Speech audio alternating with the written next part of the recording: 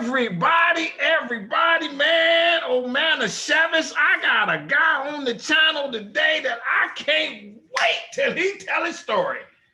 See, because what happens is, a lot of times when we think about Black history, and not all the time, not you, my conscious viewers, because you know the difference, it's not all bad. And even the stuff that is, I don't know a better word of putting it, bad, what them racists did to us during them slavery days and Jim Crow days, we still overcame that stuff, right? That's the good of it. But I also find some people who got some stories that's gonna blow your mind. What happened was, I don't know how it happened, but I found on the internet when I'm doing my searches and I'm looking for people to find, I found the gentleman who's coming on and he's talking about this museum of these Black guys, I ain't gonna tell you no more, that did some incredible things. Matter of fact, he lives in an incredible city with incredible Black folk, right? You better get your hand on top of this, your mind wrapped around this, of all these good things that our brothers and sisters have done throughout the times. You know, I'm just Anthony, I shouldn't say just, I'm Anthony Brogdon, and I am the guy that just do what I can to keep this history alive. I find these people and I let them do the talking. I asked a couple questions. So come on, my brothers and sisters, and I can feel you doing it because my numbers is up. Hit the subscribe button. When the it don't ask no information. All I just want to know that you subscribe, and it's free. Hit the like button on this video, because this, I'm telling you, you're gonna trip out of what he got to tell you. So hit the like button on this video. Hit the notifications bell for when the videos I put up, and I'm doing 4 or 5 a week. When they come up, you get a notification saying there's a video and it's time to watch it. Then tell somebody about Strong Inspirations. Don't keep this to yourself. You running around here thinking you know everything and don't want nobody else to know. That's not right. Tell people. Watch these videos with your kids, with the people that you know. Tell somebody about it. And then on my own personal tip, you know what I'm gonna ask you to do? Watch my movie. I'm a filmmaker. I'm serious. I'm a historian. It's called Business in the Black, The Rise of Black Business in America. It's 75 minutes of powerful, powerful information. You can watch it. It's streaming on Amazon. You know, this is the DVD, and you don't even have to get that. You can watch it tonight. All you do is go to Amazon and type in Business in the Black, and you might have to put my name in, Anthony Brogdon, and it will pop up. And I think it's very reasonably priced for you to watch this video. I sure appreciate it. How slaves went to college, and then from college, they did some incredible things, is what we talk about in this film. To accompany that film, I wrote the book.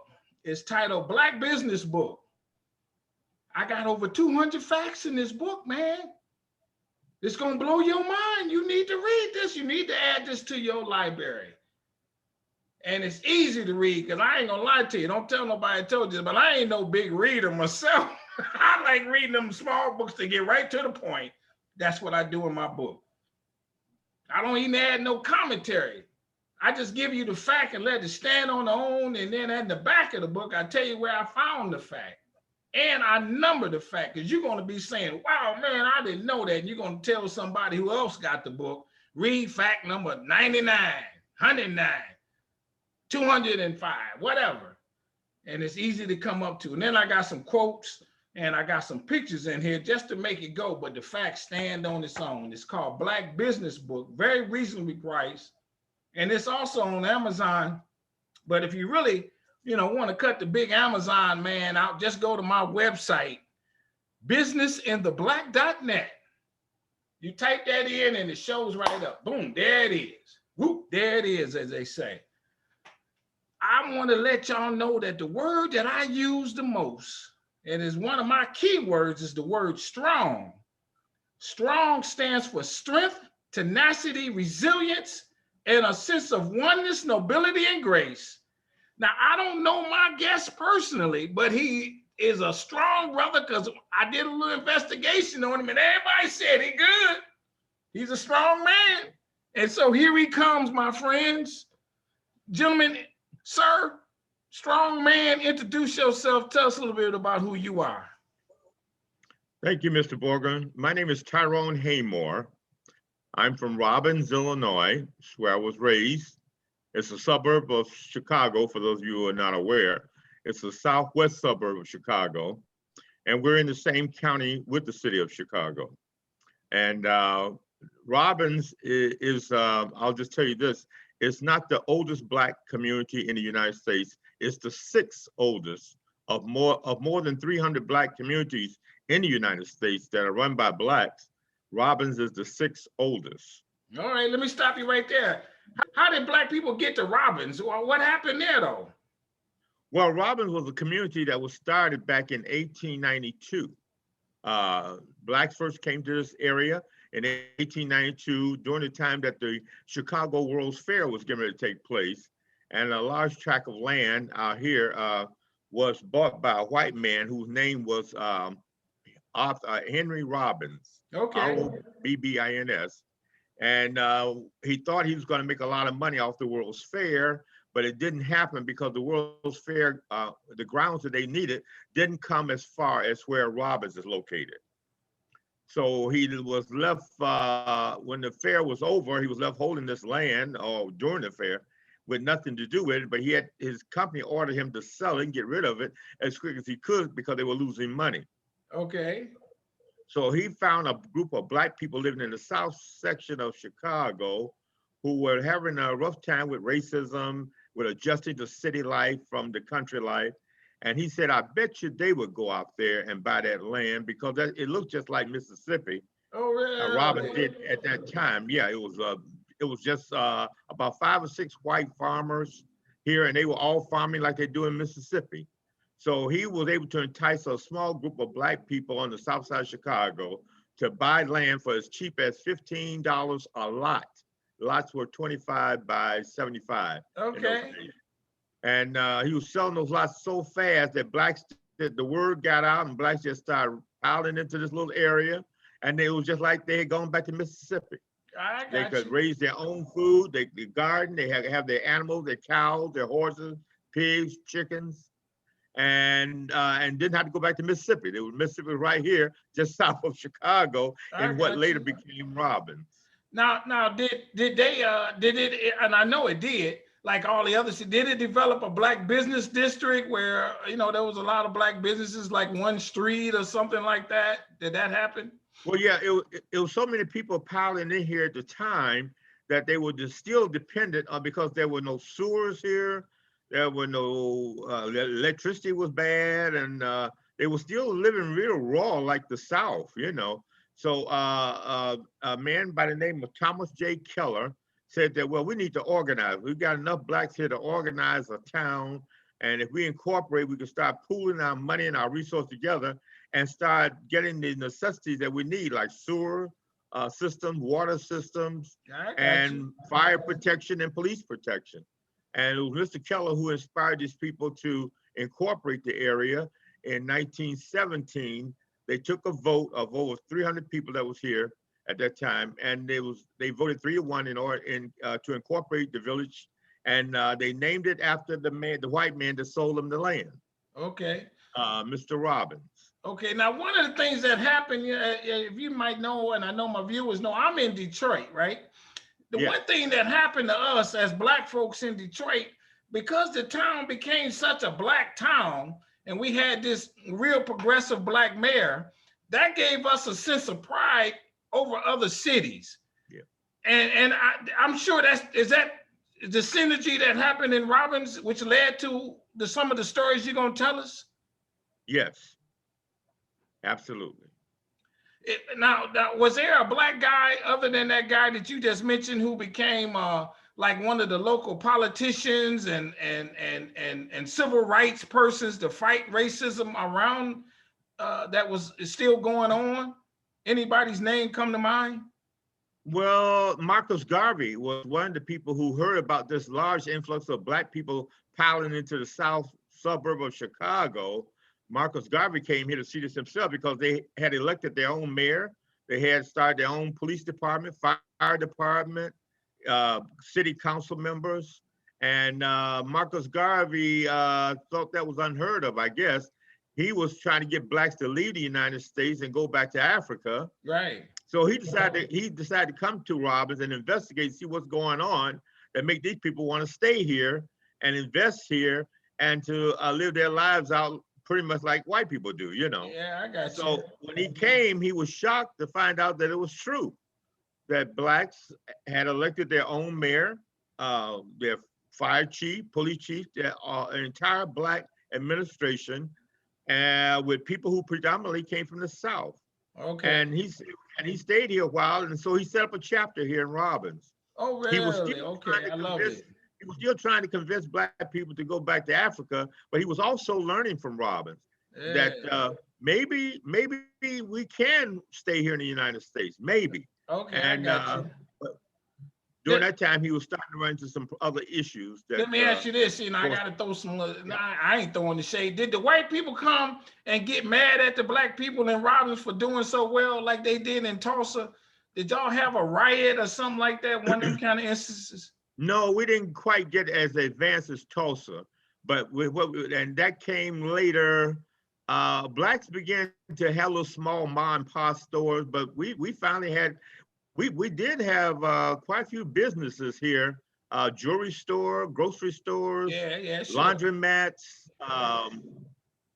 things like that. Now the biggest, I can't think of any really big business. The really big businesses didn't come until way in the 90s. Yeah, I got you. But in the early days, it was just those regular necessity things. Grocery store. But the other point I asked, did the white people get mad at y'all for doing and being so self-sufficient, where they kind of came in and tried to mess things up? Did that ever happen? Well, yes, they did. One is before we were able to get our own little businesses established, we were still dependent upon the local white community of Blue Island. Blue Island was an all-white community that kind of set up on a hill here, and Robbins is down in the valley like here. Oh, really? And okay. So that was fine. In fact, for a long time, we had to depend on them for fire protection, for police protection, and they were constantly taking advantage. They were glad that we would sell our own place as long as we didn't move in Blue Island and live near Blue Island. Then they knew that we would have to buy our goods and services from them because they were a well-developed community that was started in 1830s. And they had businesses up there just like downtown Chicago. Yeah. So they knew that actually it was the Blacks in Robbins who really kept most of the businesses in Blue Island going. I got you. Because we had no place to shop but there. Yeah. Even the train that ran through Robbins didn't stop here because there was no stop in Robbins and we couldn't get them to stop. But we came up with a unique way to get them to start making stops in Robbins that we'll talk about later. Yeah. But anyway, Blue Island was here, but Blue Island was still a rather prejudiced white town of Germans and Irish and German descent. And one of the things that happened was when the town just on the other side of Robbins it was another white town called Midlothian. It began to develop similar to Blue Island. I got you. And we were so glad because my dad even got a job helping to build a shopping mall, a center over there. And when it opened, we were so glad that we had an option to shop somewhere other than Blue Island. I got you. Because we had problems sitting at the lunch counters in Blue Island. They wouldn't serve Blacks. They would serve you, but you couldn't sit. I've heard them stories. Buy something and then you have to leave. You couldn't sit there and eat it. This is the lead in on some of the stories you want to tell us. And what I had just said earlier, because y'all was self-sufficient, y'all was a proud Black people, which gave y'all, like yourself, some brothers and sisters that did some incredible things. Give us an example of some of those stories. Okay, I tell you this, I'm trying to think. Well, what I like to do is do things kind of chronologically. Okay. In the 20s, an airport, the first Black airport ever built in the United States was built here in Robbins, Illinois, by two incredible Black men who had to integrate the aviation school in Chicago to let them learn how to fly. And they wouldn't admit them because they were Black. But that was John Robinson and Cornelius Coffey. And I think I got a photo here I can show you of them. Yeah, yeah. And don't And worry they about had, it. We're not live, so I edit it, you know.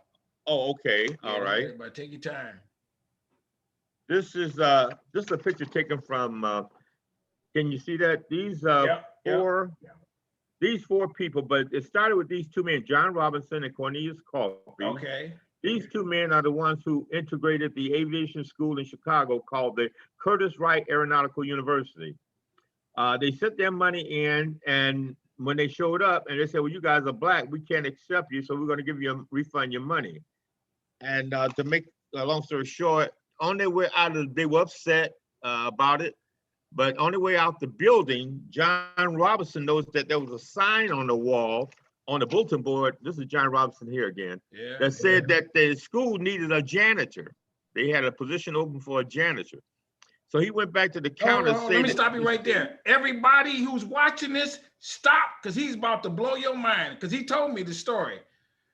I'm telling everybody, this is incredible. Stop, don't do nothing for the next 5 minutes. Let this brother, give him your undivided attention. Go ahead, sir. Okay, we're talking about 1927, 1928. On the way out of the building, John Robinson noticed a sign saying that there was a janitor needed in the building and they were hiring for that position. So he wondered if they hired Blacks to be janitors. So he went back to the counter and the clerk said, yeah, well, you can make an application for the janitor's job. And sure enough, he did. He made an application for the janitor's job and he got the job. But he had a plan. He said, as long as I can get, if I can just get in that building, I can eavesdrop and learn something about aviation that way until we can find a better way to learn. Now, keep in mind too, John Robinson and Cornelius Coffey were both graduates of prestigious schools of auto mechanics. They were both auto mechanics. They both met in Detroit, Michigan, where they built cars back in those days. And that's where they picked up the newspaper in 1921, I think it was, or 22. And read that Bessie Coleman, the world's first Black woman pilot, had crashed her plane and died. And they thought they'd heard about Bessie Coleman and they knew what she was trying to do. And now she's gone. And she was their only hope of learning aviation because she was going to raise money to build an aviation school in this country for Black people. So Robinson and Coffey decided that, well, let's leave Detroit. There's an aviation school in Chicago that can teach us aviation. So let's send our money in and see if, and make our way to Chicago, get accepted there. Well, they didn't get accepted, but Robinson got a job there as a janitor, and he began sweeping up the floors, picking up garbage and stuff. And as he was doing that, he was constantly eavesdropping on what the instructor was teaching the white students about aviation.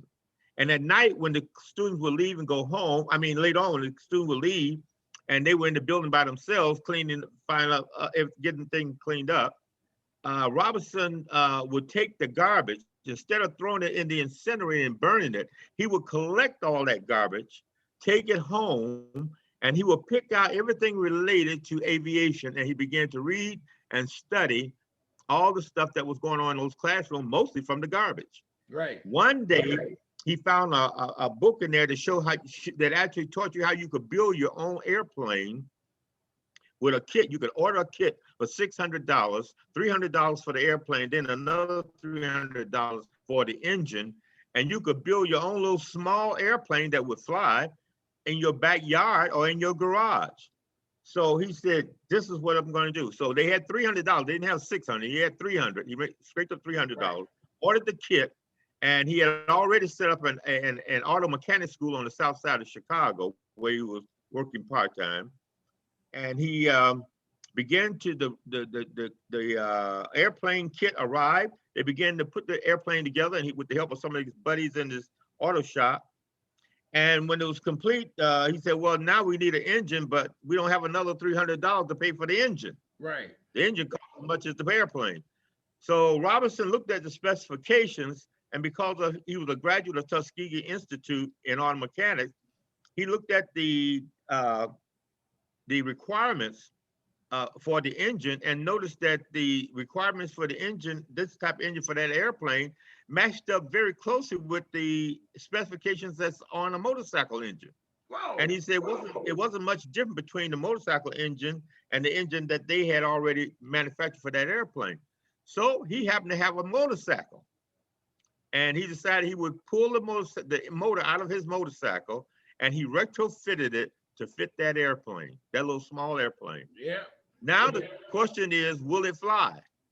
So when he went back to the school, he had befriended one of the aviation instructors there, a man by the name of Mr. Snyder. Yeah. He asked Mr. Snyder would come out to his garage on 47th Street in Chicago and see an airplane that he had built. Of course, Mr. Snyder was shocked. He said, you built an airplane? He said, I didn't believe that. He said, yes. He said, what kind of airplane is it? He said, it's called a Heath Parasol, H-E-A-T-H. Yeah. Heath Parasol, P-A-R-A-S-O-L. Right. It's a little small plane, one-seater. He said, yeah. He said, well, that requires some know-how. You knew how to do that? He said, well, come out and see. He said, okay, I'll come out to your garage and see. I don't believe you actually did this. Right. So, sure enough, Mr. Snyder went out to 47th Street to their auto mechanic shop, looked at the airplane, and he was amazed. He said, yep, this is a Heath Parasol. I'm familiar with the plane. And the cables look correct. Your dials and your gauges look like they're in the right place. Right. The flaps seem to be working all right. The wings are moving okay. He said, but this is the strangest looking engine I ever seen. This is not the engine that comes with this airplane. Where'd you get this engine from? He said, well, this engine is a modified engine from my, it's really my motorcycle engine that I retrofitted it to work in this plane, but I think it'll work. He said, what? Yeah. He said, well, did you start it up? He said, no. He said, but that's why we got you here. We want you to start it up and see if it'll start up. He said, well, give me the key. So he got the key and he put it in, and the plane started up and the propeller turned just like it's supposed to. Yeah. He said, my goodness, I can't believe you. He was trying, almost said, you black guys did this, but he probably said niggers, you know. Right. But anyway, if you're familiar with Chicago, there's a huge park nearby that area called Washington Park. Yeah. He said, well, let's haul this plane out of the garage here. Let's take it over to Washington Park and see if it'll fly. He said, do you know how to fly it too? No, that's why we got you here. We want you to fly it. Right. So he was reluctant, but he was impressed at the same time. He said, well, it sounds really good. It's even smooth. He said, well, okay, let's pull it out and take it over to Washington Park. Let's see, I'll give it a try. They took it over to Washington Park, the plane, and unloaded it. And Mr. Snyder got in the plane and he began to just start it up, and he taxied it around on the ground, just see how it move around the ground. If it move okay on around the ground, the flaps work or whatever, it's possible it might get airborne. But you can imagine Mr. Snyder was very nervous about this. Yeah. But anyway, they kept encouraging him to get it airborne. So finally he decided, okay, I'm gonna do it. So sure enough, he got in the plane and took off, and he went down a grassy runway in Washington Park, and the plane sailed into the sky just like any other ordinary plane. Unbelievable, in fact, folks. He stayed up there a little bit longer than he was supposed to. He started feeling pretty good with that plane. And then when he landed, everybody that was there watching this began to pull out champagne bottles or beer bottles, whatever they had, pop bottles, and began to celebrate. Yes. Because it really marked, as far as anybody knows, the first time blacks ever put together an airplane that flew.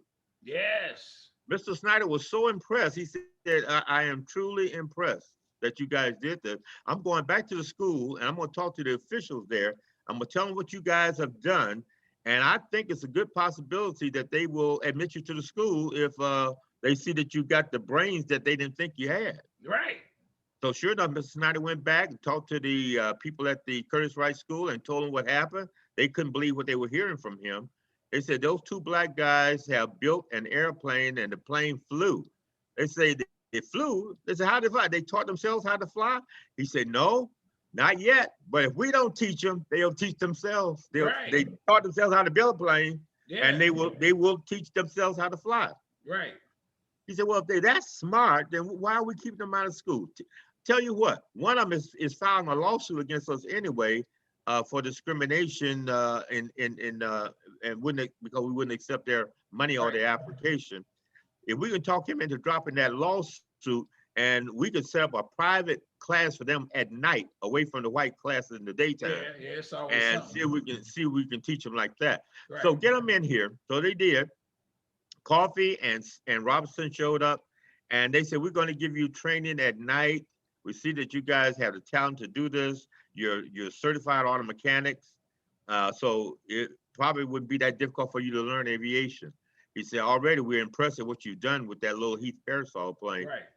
So they began teaching them, and sure enough, Coffee and Robinson, not only did they learn fast, they learned aviation in record time, that they actually graduated within just about a year. They graduated from the school with full license and credentials. In fact, they did so well, the school said, well, you guys have successfully integrated this school, so there's no reason why we can't start an all-black school class. So, and we're going to give you a few more lessons and teach you how to be instructors. So you will be the instructors of the first all-black class at the Curtis Wright Aeronautical School. So that's what they happened. Coffee began to bring in women and men, black. Now the white students that meanwhile was hearing about this, they didn't like it, even though these classes were going on at night, away from the white class. The white students still didn't like it, and they were complaining. So they ignored them for the most part. So the first all-black class that included two women, these two women here, Willa Brown, Janet Braggs and Willa Brown. I got you. And a woman named Doris Tanner and a few more were invited. And all of the men that was in his garage that helped to put that plane together, they all became pilots and started learning how to fly at the school. And soon they all graduated, but racism was starting to really get worse at the school. So they said, look, we got enough knowledge. We got all our credentials. We know how to fly. We know how to fix planes. We know how to build airplanes. Let's get out of here and start our own. Let's do what we had planned to do first. We're going to take over where Bessie Coleman left off. She wanted to build a school for blacks. Let's build a school for blacks. Oh my God. But when they were going to build it in Chicago, when they went to City Hall to get a permit to start this plan, City Hall played the race card on them too in Chicago and wouldn't give them a permit. But they heard about the all-black town just southwest of Chicago, right?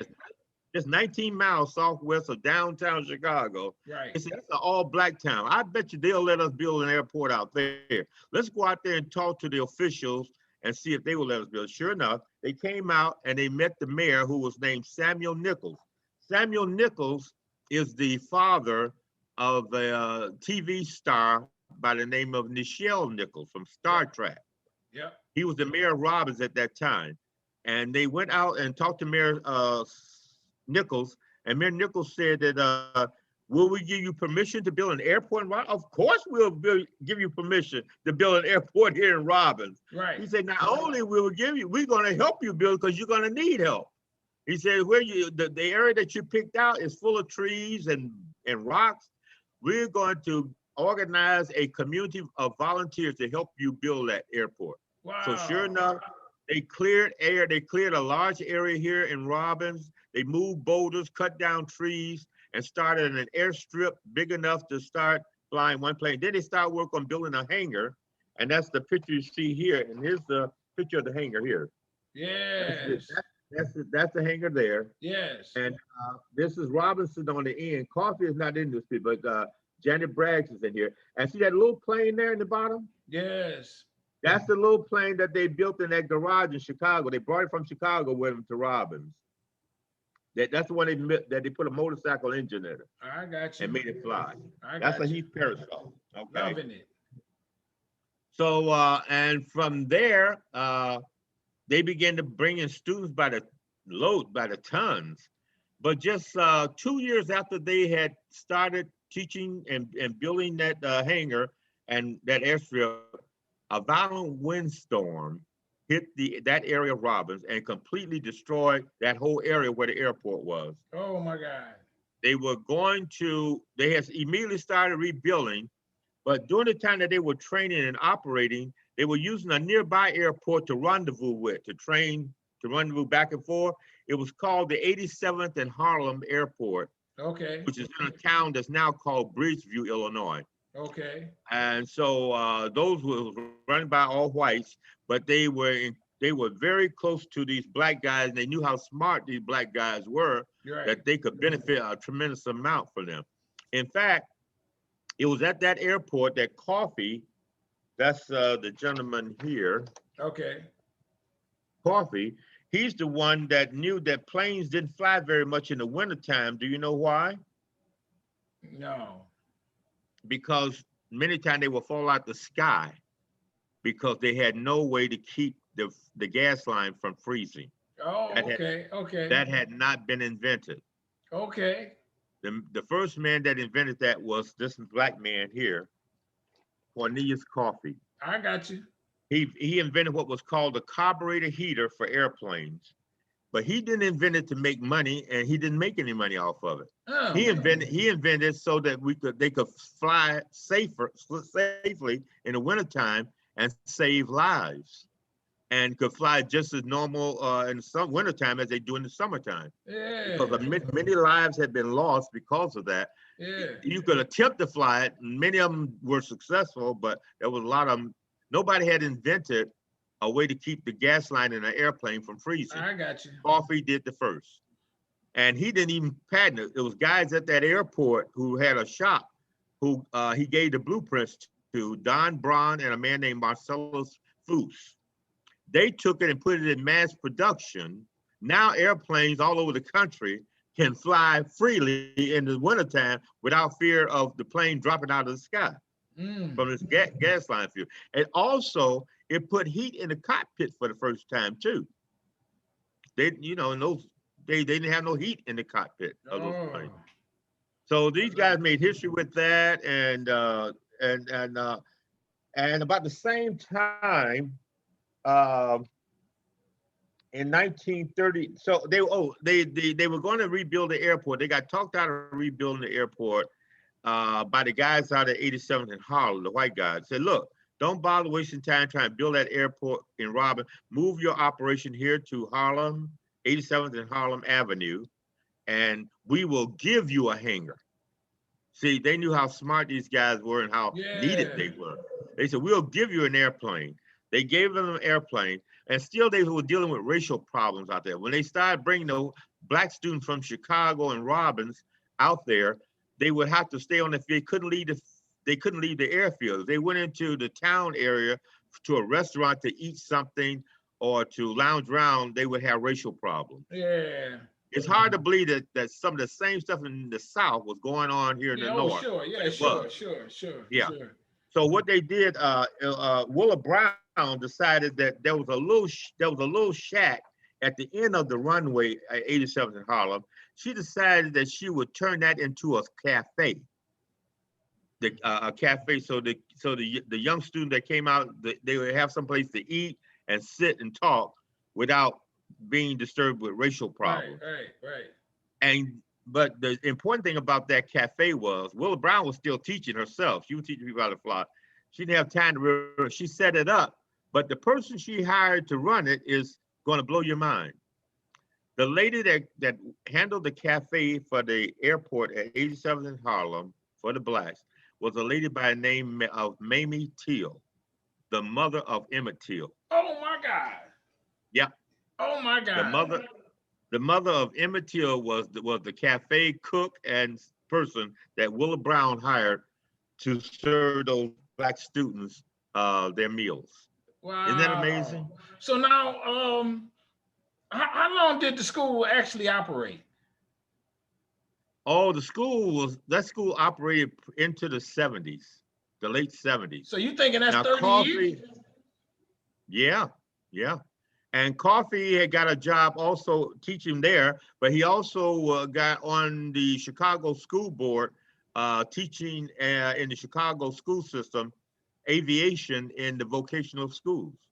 Maybe about 10 or 12 different vocational high schools in Chicago. Coffee with his teaching certifications and his auto mechanic, and then his aviation credentials, became a teacher in the Chicago school system. And they would use the 87th and Harlem Airport as the actual training ground for those students. And the lesson would be taught at the school, and then they would take them out to 87th and Harlem and fly the airplane. Let me ask you this. Did anybody ever use the Robbins Airport, the black guys, for let's say any other, private use? Like somebody was flying a plane out of Chicago, a little small prop plane. Would they use it for that reason, or it never did get any commercial use, just for the school? Well, I'm sure it did. I'm sure there was some, probably not that much, because it was only there for about 2 years.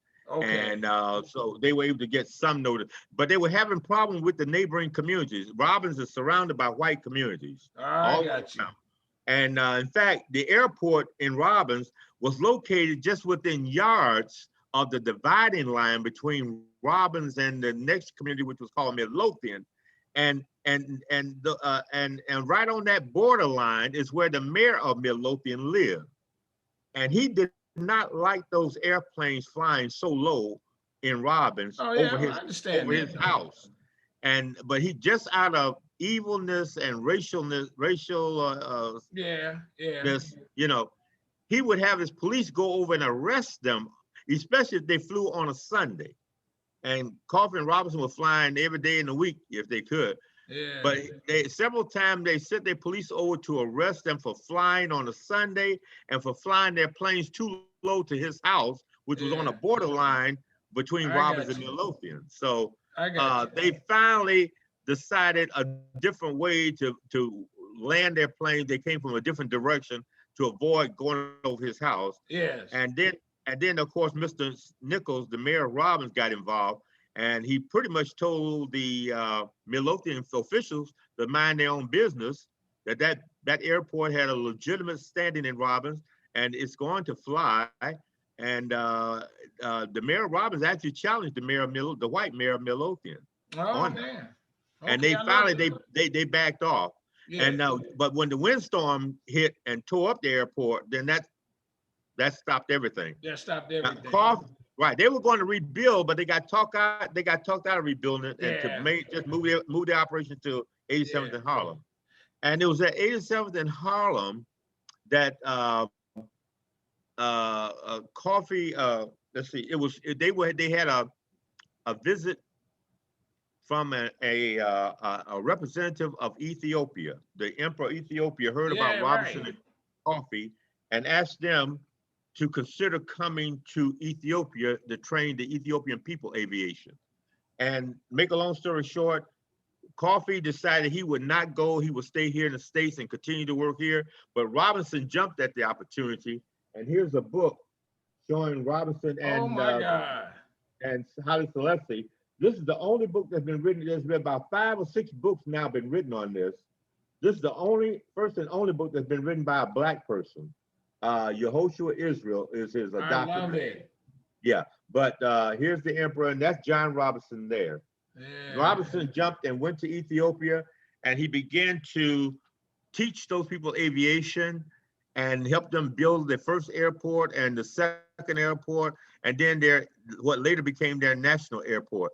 And now we know that Ethiopia is the leading African nation in aviation. Let me ask you this: Did the students who went to the school, were they then able to get jobs as airplane pilots, or did they just use it for personal use? What do you think happened in those regards? Well, yes. Well, we're moving out of the 30s now. We're getting into pretty close to the 40s, and World War II is starting to crank up.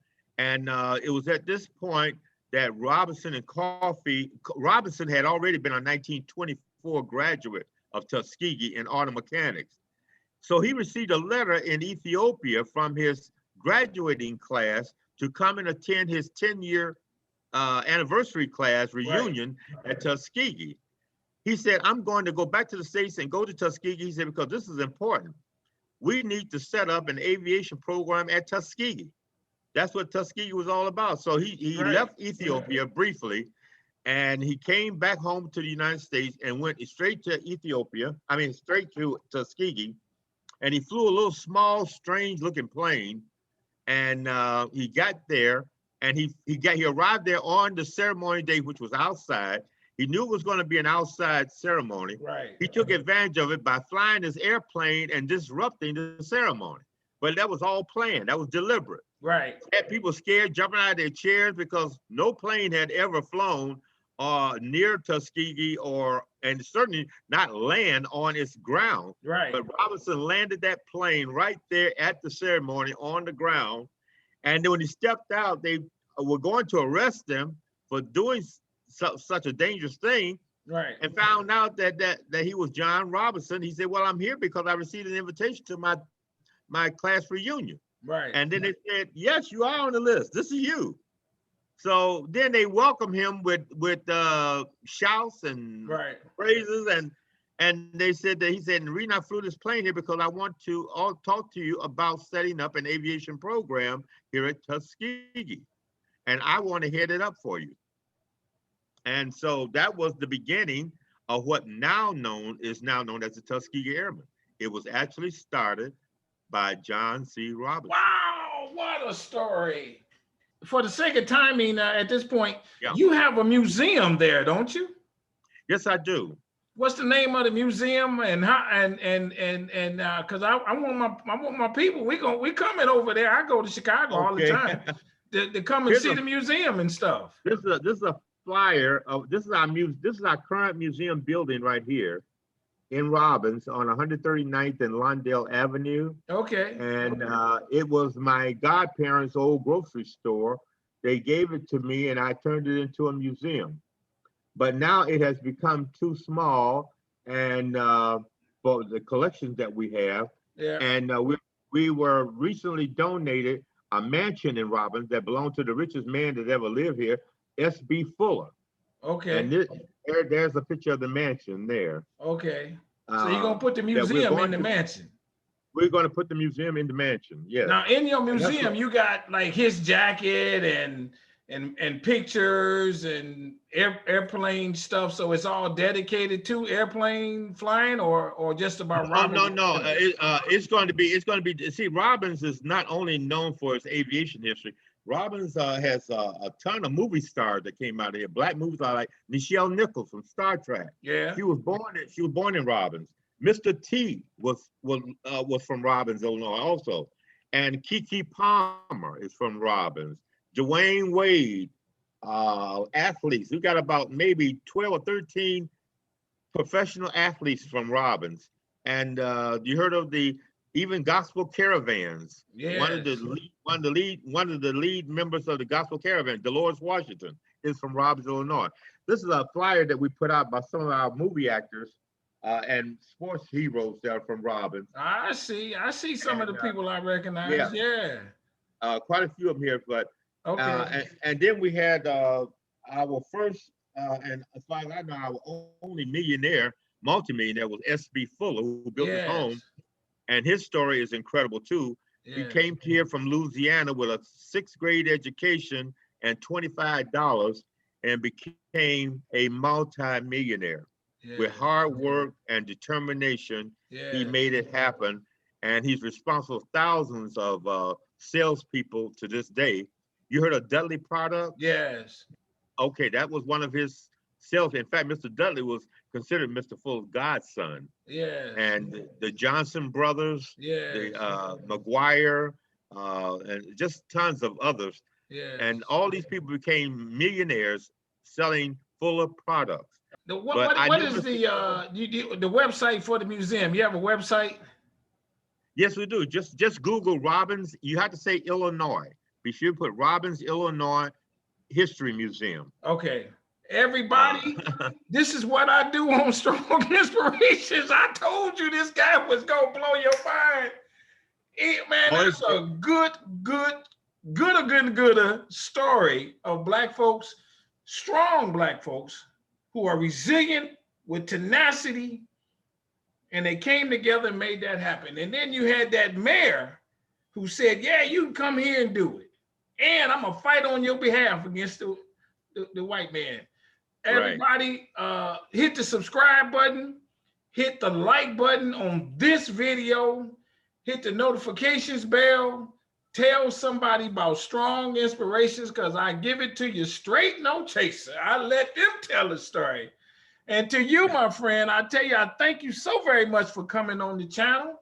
And I say with all sincerity, I want you to stay strong, stay safe, stay on your grind, because we love that you are educating them people in that town and across the country who watch this about Robbins, Illinois. There you go. Everybody, that's what we do. Bye-bye, we out. Have a good day.